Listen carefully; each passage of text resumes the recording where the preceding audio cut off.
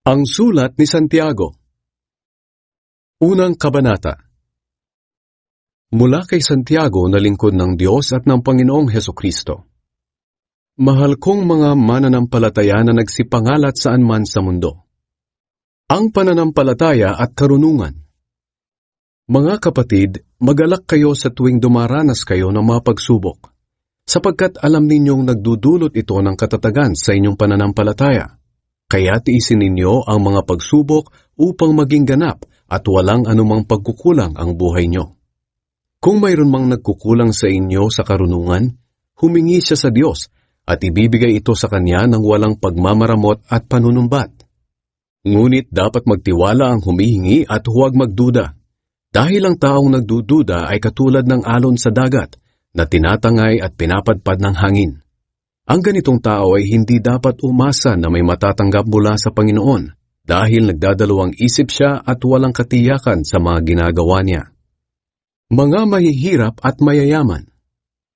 Dapat ikagalak ng mga mahihirap na kapatid kay Kristo ang pagpaparangal ng Diyos sa kanila. Ang mga mayayaman naman na kapatid kay Kristo ay dapat ding ikarangal ang pagkakababa sa kanila ng Diyos dahil lilipas sila katulad ng mga bulaklak sa parang. Natutuyo ang mga damo sa matinding sikat ng araw, nalalaga sa mga bulaklak nito, at kumukupas ang ganda. Ganoon din naman ang isang mayaman. Mamamatay siya sa kasagsagan ng paghahanap buhay niya. Mga pagsubok at tukso.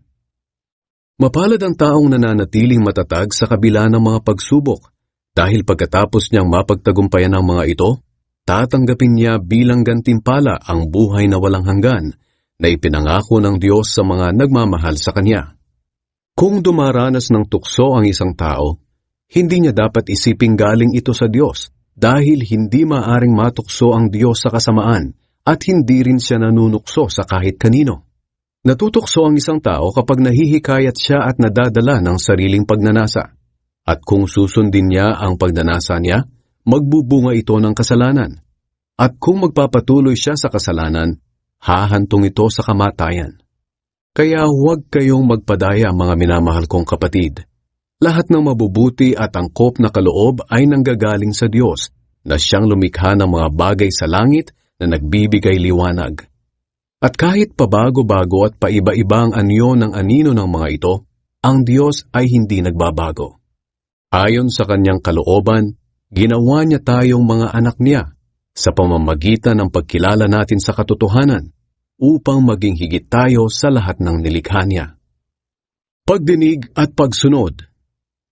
Tandaan niyo ito, mga minamahal kong kapatid. Dapat maging handa kayo sa pagkikinig, dahan-dahan sa pananalita, at huwag agad magagalit.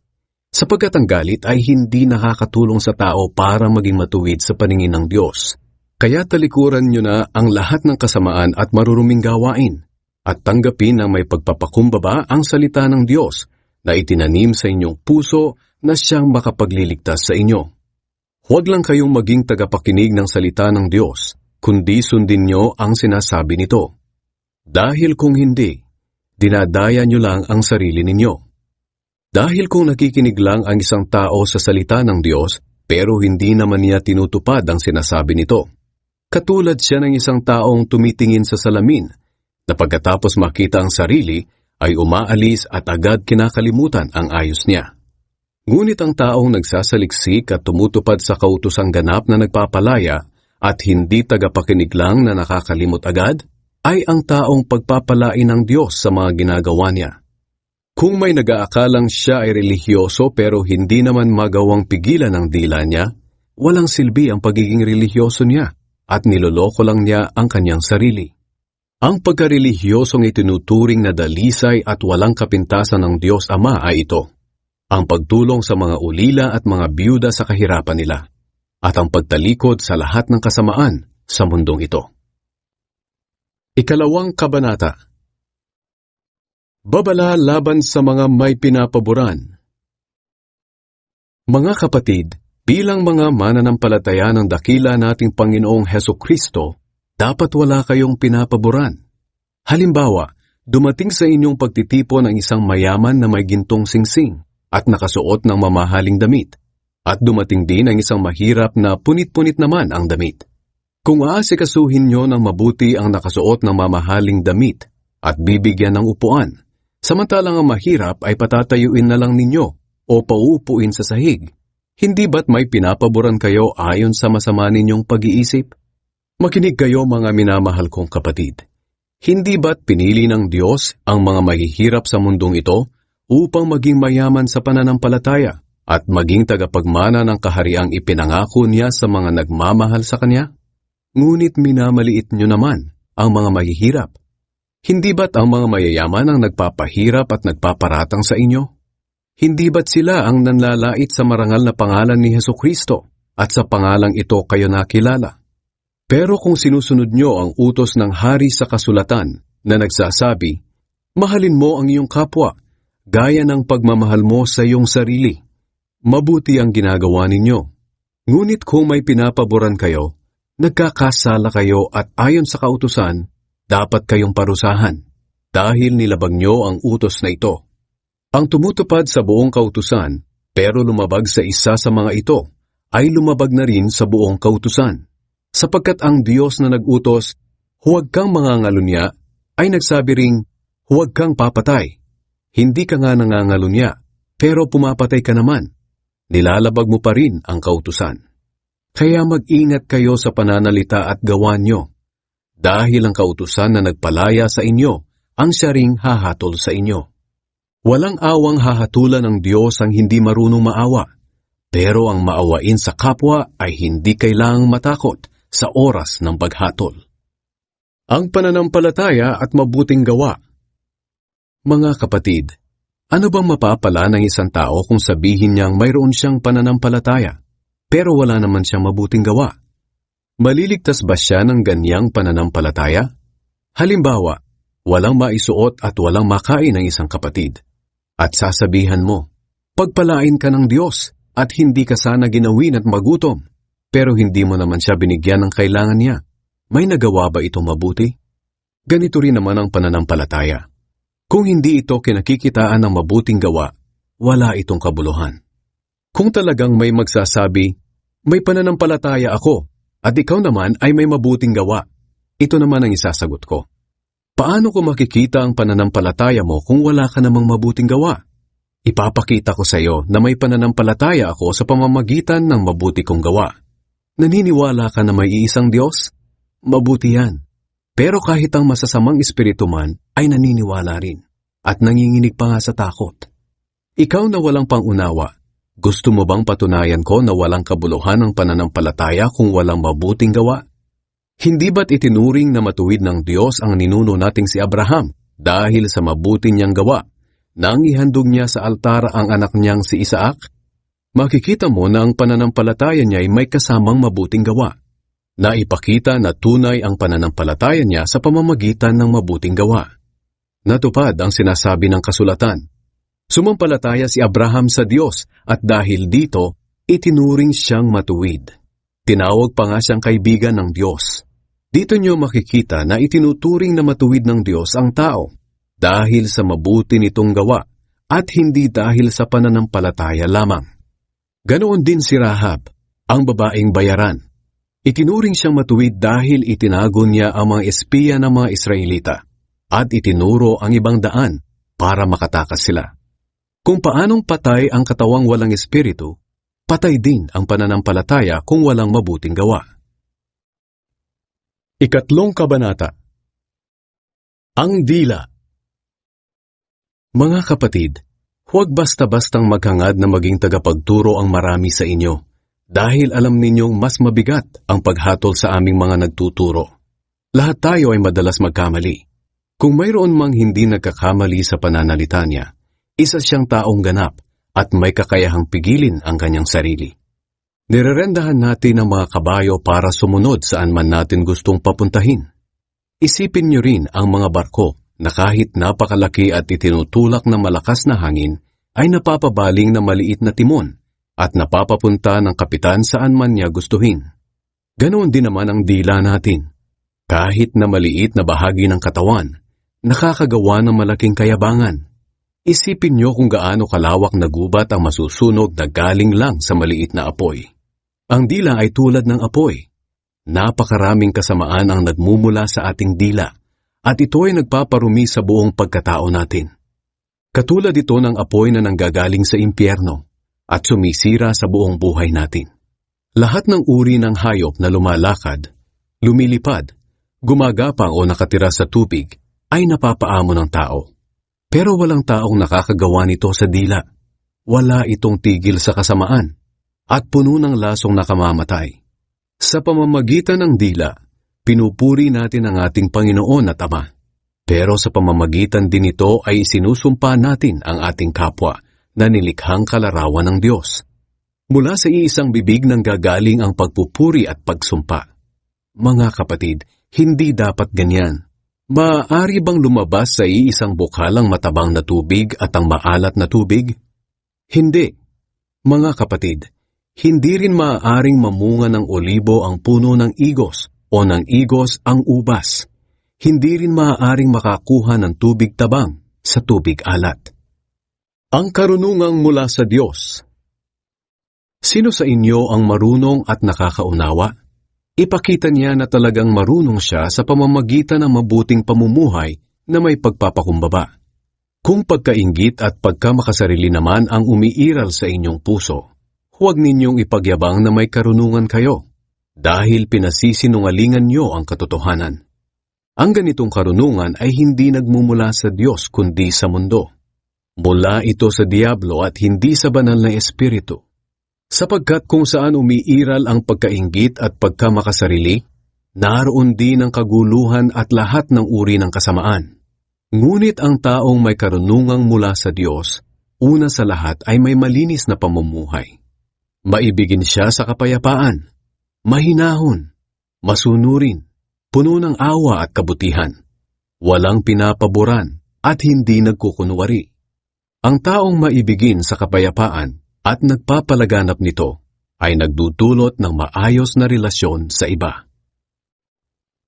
Ika-4 na kabanata. Huwag ibigin ang mundo. Ano ba ang pinagmumulan ng mga pag-aaway at alitan ninyo?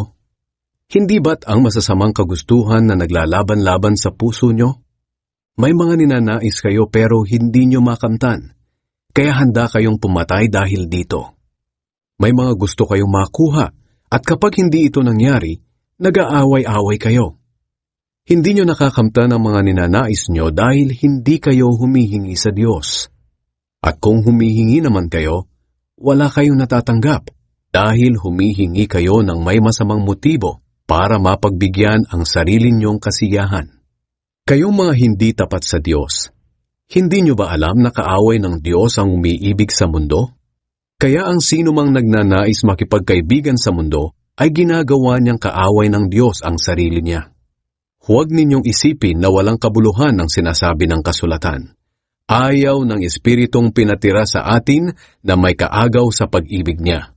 Ngunit sapat ang biyayang ibinigay ng Diyos. Kaya nga sinasabi sa kasulatan, kinakalaban ng Diyos ang mga mapagmataas, pero kinakaawaan niya ang mapagpakumbaba. Kaya magpasakop kayo sa Diyos. Labanan niyo ang diablo at lalayo ito sa inyo. Lumapit kayo sa Diyos at lalapit din siya sa inyo. Kayong mga makasalanan, mamuhay kayo ng malinis, at kayong mga nagdadalawang isip, linisin niyo ang inyong puso. Maging malungkot kayo at maghinagpis dahil sa mga kasalanan niyo. Palitan niyo ng pagdadalamhati ang pagsasaya ninyo. Magpakumbaba kayo sa harapan ng Panginoon at itataas niya kayo. Paalala sa paghuhusga sa kapwa. Mga kapatid, huwag ninyong siraan ang isa't isa. Ang naninira o humahatol sa kapatid niya ay nagsasalita laban sa kautusan at humahatol sa kautusan. At kung ikaw ang humahatol sa kautusan, hindi ka na tagatupad nito, kundi isa ng hukom. Ngunit ang Diyos lang ang nagbigay ng kautusan at siya lamang ang hukom. Tanging siya ang may kakayahang magligtas at magparusa. Kaya sino ka para husgahan ang kapwa mo? Paalala sa pagmamalaki. Makinig kayo sa akin, kayong nagsasabi, ngayon o bukas pupunta kami sa isang bayan. Mamamalagi kami roon ng 1 taon, magninegosyo at kikita ng malaki. Sa katunayan, hindi nyo alam kung ano ang mangyayari sa inyo bukas. Sapagkat ang buhay ay parang hamog, nalilitaw ng sandali, at mawawala pagkatapos. Kaya nga, ito ang dapat ninyong sabihin. Kung loloobin ng Panginoon at mabubuhay pa tayo, ganito o kaya ganoon ang gagawin natin. Ngunit sa ngayon, nagmamalaki at nagmamayabang kayo. Ang ganyang pagyayabang ay masama. Kung alam ng isang tao ang mabuti na dapat niyang gawin, pero hindi naman ginagawa, nagkakasala siya. Ikalimang kabanata. Paalala sa mga mayayaman. Kayong mayayaman, makinig kayo. Umiyak kayo't maghinagpis dahil sa mga kahirapang darating sa inyo. Nabubulok na ang mga kayamanan nyo at sinisira na ng insekto ang mga damit ninyo. Itinatago nyo lang ang mga pera nyo at hindi naman napapakinabangan. Sa mga huling araw, hahatulan kayo sa impyerno dahil sa pera ninyong hindi naman ginamit sa kabutihan. Sayang lang ang mga itinago nyo dahil malapit na ang katapusan ng mundo. Pakinggan ninyo ang reklamo ng mga manggagawa laban sa inyo. Pinagtrabaho ninyo sila sa inyong bukirin, pero hindi ninyo binigyan ng sahod. Nakarating na sa Panginoong makapangyarihan ang mga hinaing nila. Namuhay kayo ng marangya at maluho sa mundong ito. Para nyo na ring pinataba ang sarili nyo para sa araw ng pagkatay. Hinatulan ninyo't ipinapatay ang mga taong walang kasalanan, kahit hindi sila lumalaban sa inyo. Pagtitiyaga at pananalangin. Mga kapatid, maging matiyaga kayo hanggang sa pagdating ng Panginoon. Pagmasdan ninyo ang magsasaka. Matiyaga niyang hinihintay ang unang pag-ulan. At pagkatapos niyang magtanim, matiyaga rin siyang naghihintay sa susunod na ulan at anihan. Dapat din kayong magtiyaga. Tibayan ninyo ang inyong loob dahil nalalapit na ang pagdating ng Panginoon. Huwag kayong magsisihan, mga kapatid, para hindi kayo hatulan ng Diyos. Malapit nang dumating ang hukom. Tularan niyo ang pagtitiyaga at pagtitiis ng mga propeta na mga tagapagsalita ng Panginoon. Hindi ba't itinuturing nating mapalad ang mga taong nagtitiis?